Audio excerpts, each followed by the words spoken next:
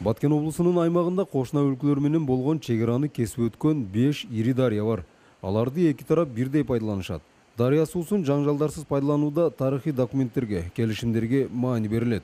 Кээ бир аймактарда суунун айынан чек арада келишпестик болсо, Лейлек районунда жаңжалдарга жол берилбейт. Бул чыгарылышта Козу Баглан жана Ак Суу дарыяларындагы сууну эки өлкөнүн бөлүштүрүп пайдалануудагы тажрыйбалары, маселелери тууралуу баяндайбыз. Бул кыргыз-тажик чек арасын кесип өткөн Ак Суу дарыясы. Дарыяны эки тарап сугатка бирдей пайдаланып келет. Ал эми бул жер дарыя суусун бөлүштүрүүчү башкы түйүн. Сууну бөлүштүрүү механикалык жол менен же болбосо колду атайын ченегич менен бөлүштүрүлөт. 2014 жылга чейин бейөкмөт уюмдар суу бөлүштүрүүчү түйүндү толук автоматташтырган болчу. Бирок ошол 2014 жылдагы жаңжалдан кийин компьютердик бардык каражаттар кайра жыйналып алынып, учурда кайра эле ошол механикалык жол менен сууну бөлүштүрүүгө өтүшкөн. Компьютерлик жол менен бөлүштүргөн учурда ошол жаңжалдардын алдын алуу же жаңжалдарды болтурбоого көбүрөөк басым жасалган. Себеби суу эки тарапка бирдей так өзүнүн өлчөмүндө бөлүнүп турган. Ал эми бул жер учурда толугу менен көзөмөлгө алынган. Биздин оң тарабыбызда кыргыз чек арачылары, кыргыз күч кызматтары жайланышкан. Ал эми сол тарапта болсо тажик күч кызматтары жайланышкан. Аймак толугу менен көзөмөлгө алынган. 2014 жылдагы ок атышуу менен коштолгон жаңжалдан улам аймакта аскер кызматкерлери жайланышкан. Андыктан жүйөсүз тасмага тартууга уруксат жок. Суу бөлүштүрүүчү түйүндө ошол 2014 жылдагы ок атышуудан калган тактар дагы деле турат. Кыргыз-тажик жарандары биргеликте сугатка пайдаланган дагы бир дарыя Козу Баглан. Ал Баткен облусунун Лейлек районунун аймагында жайланышкан. Совет мезгилиндеги суу пайдалануу боюнча эки тараптуу келишимдин негизинде Козу Баглан дарыясынын 21%-ын кыргыз тарап, ал эми 79%-ын тажик тарап пайдаланат. 21% аймактагы Кулунду, Дашырабад, Тешик каналдарына бөлүнөт. Бирок суу кирген учурда ошол 21% эмес 10% биз пайдаланып калабыз. Себеби 40 кубтай дарыя эң кирген учурда 40 кубту түзөт. Бүгүнкү күндө 20-25 куб болуп калды. Ошонун дагы биз алсак максимально 4 же 5 кубун алабыз, калганын бардыгын Тажик Республикасы пайдаланат. Биз азыр бул каналдан пайдаланганыбыз 35-40 гектардай Кулунду айыл өкмөтүнө караштуу Сада айылы менен ошол жердеги айыл өкмөткө тиешелүү болгон жер участоктары бар, ошолорду гана пайдаланабыз.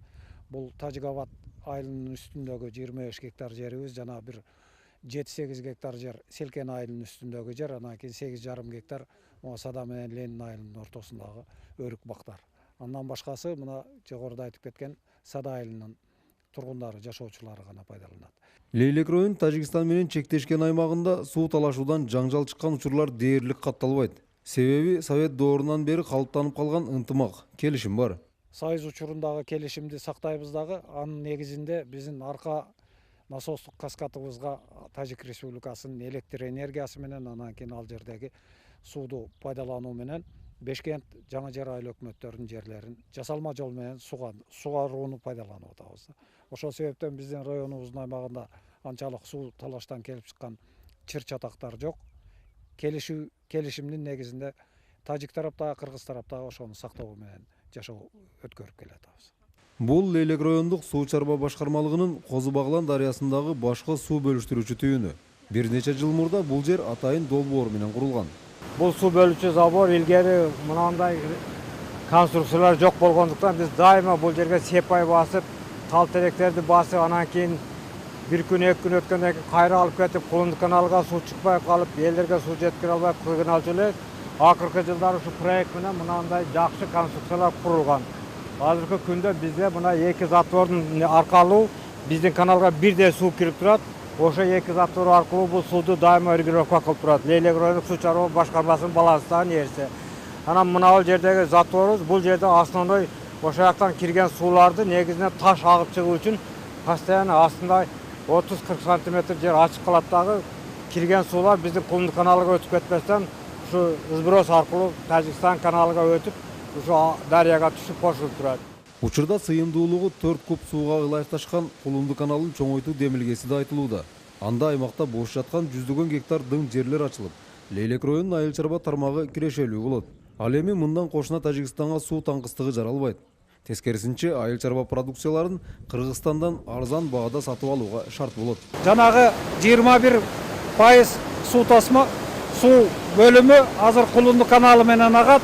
Калган 79% мына көрүп атасыздар, азыр кирип аткан Козу Баглан дарыясын, ушул дарыя Тажик Республикасын пайдалануусу кетет. Азыркы күндө 30%дай суу кетип аткандыгына күбө болуп атабыз.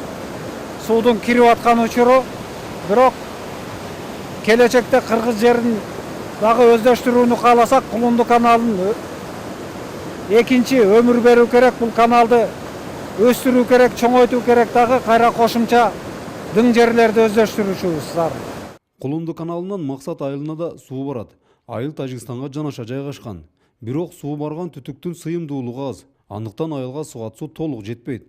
Жер кыртышы да сугат суу алып барууга жараксыз. Жергиликтүү бийлик арыктарды бетон каналдарга алмаштырууну баштаган. Бирок жер кыртышы аны да көпкө көтөрө албай жатат. Дыйканчылык, беде, жүгөрү, андан кийин малина, клубника көчөттөрүн олтургузуп эгип жатат. Бүгүнкү күндө огородду сууга барууда бир топ кыйынчылыктар болуп жатат. Суудун келүүсү аябай кыйынчылык болуп жатат. Себеби бул жерде гипс болгондуктан 10 метр, 20 метр жерге барып суудун жердин астына кирип чөгүп кетип аткан учурлар катталып атат. Максат айылында 2 километр канал курулган.